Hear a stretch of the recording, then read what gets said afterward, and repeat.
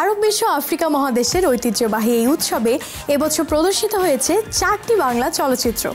এর মধ্যে Cairo classics বিভাগে রয়েছে সত্যজিৎ রায়ের 3টি ও ইন্টারন্যাশনাল কম্পিটিশন বিভাগে জায়গা করে নিয়েছে শঙ্খ দাশগুপ্ত পরিচালিত প্রিয় মালতী। 14 নভেম্বর মিশরের কায়রো আন্তর্জাতিক চলচ্চিত্র উৎসবে শঙ্খ দাশগুপ্ত পরিচালিত ও মেহজাবিন চৌধুরী অভিনীত প্রিয় মালতী ছবির উদ্বোধনী প্রদর্শনী হয়। এরপর আরও বেশ কয়েকটি প্রদর্শনী হয় ছবিটির। মালতী আসলে কোনোভাবে মেহজাবিনের ছবির প্রদর্শনী শেষে দর্শকের চোখে ফুটে ওঠে মালতীর বেদনা, যেন মালতী রানীর কষ্টগুলো ছুঁয়ে গেছে তাদেরও।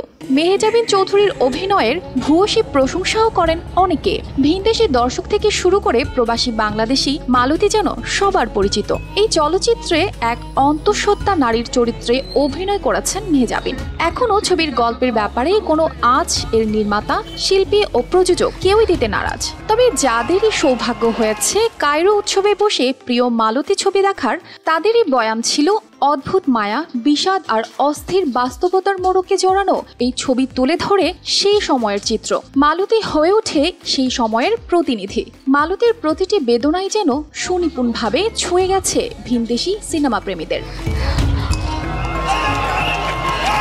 সত্যজিৎ রায়ের জন্মশতবর্ষ উদযাপনের অংশ হিসেবে কায়রো ক্লাসিক্স বিভাগে চলচ্চিত্রগুলো প্রদর্শিত হয়েছে। বাংলা চলচ্চিত্রকে আরও একবার বিশ্বমঞ্চে তুলে ধরল এই ছবি।